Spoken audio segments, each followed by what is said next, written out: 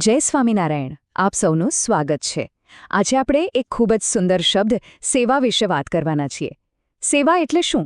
શું એ માત્ર કોઈ કામ કરવું છે? ના, સેવા એનાથી ઘણો વધારે છે. એ તો નિસ્વાર્થ ભાવથી કરેલું કાર્ય છે. આ ભાવનાને વધુ સારી રીતે સમજવા માટે ચાલો આપણે સત્સંગની એવી બે કથાઓ સાંભળીએ જે આપણને આનો સાચો અર્થ સમજાવશે. શાસ્ત્રોમાં કહ્યું છે કે સેવા ભક્તિ એ પણ બ્રહ્મવિદ્યા છે. આ વાક્યનો અર્થ કેટલો ઊંડો છે, ખરું ને? એનો મતલબ એ છે કે જ્યારે આપણે કોઈ પણ સ્વાર્થ વગર સેવા કરીએ છીએ ત્યારે એ માત્ર એક સારું કામ નથી રહેતું, પણ એ પોતે જ જ્ઞાન મેળવવાનો, ભગવાનને સમજવાનો એક રસ્તો બની જાય છે. જેમ આપણે પુસ્તકોમાંથી શીખીએ છીએ એ જ રીતે આપણે સેવાથી પણ ઘણું બધું શીખી શકીએ છીએ. ચાલો આ વિચારને ધ્યાનમાં રાખીને આગળ વધીએ. તો સાચી સેવા ખરેખર છે શું? જુઓ, એ ફક્ત હાથપગથી કોઈ કામ કરી લેવું એટલું નથી. એ તો નમ્રતા અને ભક્તિથી ભરેલી એક ભાવના છે. એક એવી મનોવૃત્તિ જે આપણા નાનામાં નાના કામને પણ ભગવાનની પૂજા બનાવી દે છે. તો પછી સેવા એટલે શું? ચાલો એને સમજીએ. સેવા એટલે એવું કામ જેમાં કોઈ પણ જાતની અપેક્ષા ન હોય, ન તો કોઈ વખાણની, ન કોઈ બદલાની. જાણે કે આપણે એક બીજ વાવી રહ્યા છે અને આપણો આનંદ એ બીજને વૃક્ષ બનતા જોવામાં છે, એના ફળ ખાવામાં નહીં. જ્યારે આપણી સેવા આટલી શુદ્ધ હોય છે ને, ત્યારે જ એમાંથી સાચો આધ્યાત્મિક આનંદ મળે છે. આપણી પહેલી કથા આપણને ગુણાતીતાનંદ સ્વામીના જીવનનો એક પ્રસંગ બતાવશે. સ્વામી તો જાણે નમ્ર સેવાનો સાક્ષાત અવતાર હતા. આ વાર્તામાં એક સાવ સામાન્ય ઘટના દ્વારા એ આપણને અભિમાનના એવા કાંટા વિશે શીખવશે જે દેખાતા નથી પણ સૌથી વધારે દુઃખ આપે છે. જરા કલ્પના કરો એ દ્રશ્યની. ગુણાતીતાનંદ સ્વામી બિરાજમાન છે અને ચારે બાજુ એકદમ ભક્તિમય વાતાવરણ છે. ભક્તો ખૂબ જ પ્રેમ અને આદરથી પોતાના ગુરુને દંડવત પ્રણામ કરી રહ્યા છે. અને એ જ ભક્તિભર્યા માહોલમાં એક ભક્તનું ધ્યાન નીચે જમીન પર પડેલા કાંટા પર જાય છે. એમની ચિંતા સાચી જ હતી. ભક્તોને કાંટા વાગવા ન જોઈએ, એટલે એમણે બીજા બધાને રોક્યા. પણ એમને ક્યાં ખબર હતી કે આ નાનકડી ઘટના એક બહુ મોટા આધ્યાત્મિક બોધનું કારણ બનવાની હતી. અને ત્યારે સ્વામી જે બોલ્યા ને, એ જ આખી વાર્તાનો સાર છે. એમણે ભૌતિક કાંટાની વાતને એક ઊંડા સત્ય તરફ વાળી દીધી. સ્વામી હસીને કહે, અરે, આ કાંટા તો કદાચ નીકળી પણ જશે, પણ જગતના કાંટા બહુ ખરાબ છે. જુઓ, એમણે વાતને શારીરિક પીડાથી ફેરવીને આત્માની વેદના પર લાવી દીધી. સ્વામીનો ઇશારો કઈ તરફ હતો? એ કહેવા માંગતા હતા કે અસલી કાંટા જે સૌથી વધુ નુકસાન કરે છે એ બહાર નથી, એ તો આપણી અંદર છે. આપણું અભિમાન, આપણો અહંકાર અને દુનિયાની વસ્તુઓ માટેનો આપણો મોહ. આ એવા કાંટા છે જે સીધા આત્માને વાગે છે અને એકવાર ખૂંચી જાય ને તો એને કાઢવા બહુ જ અઘરા છે. ચાલો એક ક્ષણ માટે વિચારીએ, આપણા પોતાના જીવનમાં એવા કયા કાંટા છે? કદાચ એ ઈર્ષ્યાનો કાંટો હોય, ગુસ્સાનો કાંટો હોય કે પછી બીજા પાસેથી માન મેળવવાની ઈચ્છાનો કાંટો હોય. આ વાર્તા આપણને પોતાની અંદર જોવાની એક તક આપે છે. તો આ કથાનો બોધપાઠ શું? સાચો બોધ એ છે કે ખરી સેવા ત્યારે જ શરૂ થાય છે જ્યારે આપણે આપણા અહંકારના કાંટા કાઢી નાખીએ. અને આ કાંટા કાઢવા માટેના સાધનો કયા? એ છે નમ્રતા, જે આપણા અભિમાનને ઓગાળી દે છે, સહનશીલતા, જે આપણને બીજાના દોષ જોતા રોકે છે, અને નિર્લેપતા, જે આપણને વખાણની અપેક્ષા રાખવાથી મુક્ત કરે છે. આ બોધ ફક્ત સાંભળવા માટે નથી, આપણે એને રોજિંદા જીવનમાં પણ ઉતારી શકીએ છીએ.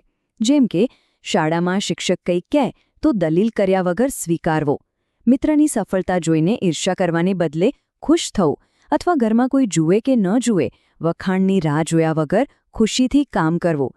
આ બધું જ તો નમ્ર સેવાનું જ એક સ્વરૂપ છે. આ પ્રશ્ન ખરેખર વિચારવા જેવો છે. કદાચ એનો એક જવાબ એ હોઈ શકે કે આપણે હંમેશા એ યાદ રાખીએ કે આપણે કોઈને દેખાડવા માટે નહીં પણ ભગવાનને રાજી કરવા માટે સેવા કરી રહ્યા છીએ.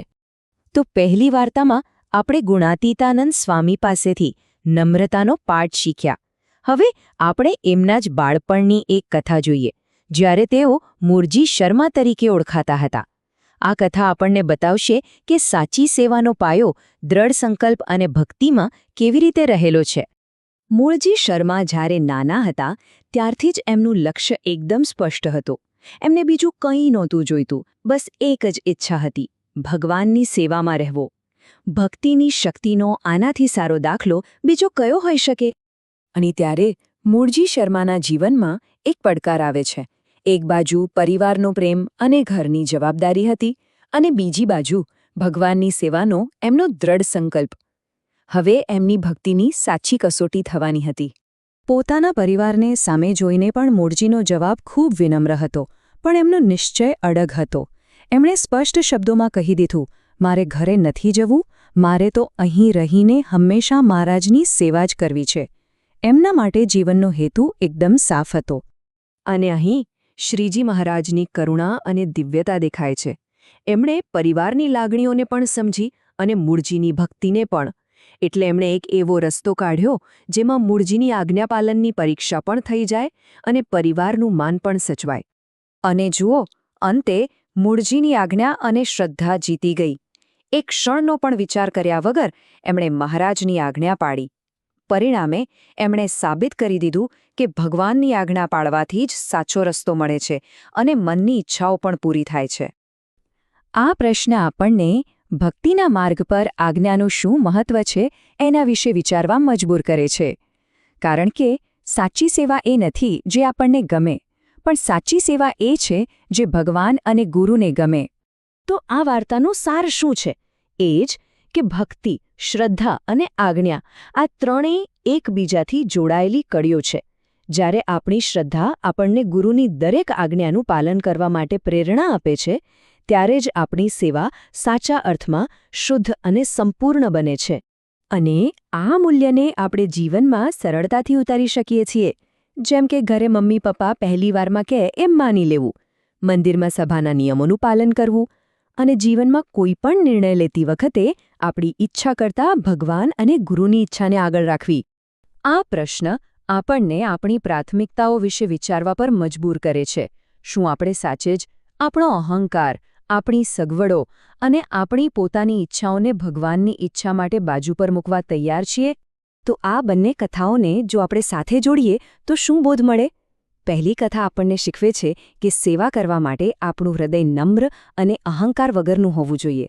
અને બીજી કથા શીખવે છે કે એ નમ્ર હૃદયથી ભગવાન અને ગુરુની આજ્ઞાનું પાલન કરવું જોઈએ. અંદરથી નમ્રતા અને બહારથી આજ્ઞાપાલન. જ્યારે આ બંને ભેગા થાય છે ને, ત્યારે જ સાચી સેવાનો માર્ગ ખુલે છે. આજના આ સત્સંગના અંતે ચાલો આપણે બધા આપણી જાતને આ એક નાનો સવાલ પૂછીએ. સેવા કરવા માટે કોઈ મોટા પ્રસંગની રાહ જોવાની જરૂર નથી. એક નાનું, નમ્ર કાર્ય જો એ સાચા દિલથી કરવામાં આવે તો એ સીધું ભગવાન સુધી પહોંચે છે. જય સ્વામિનારાયણ.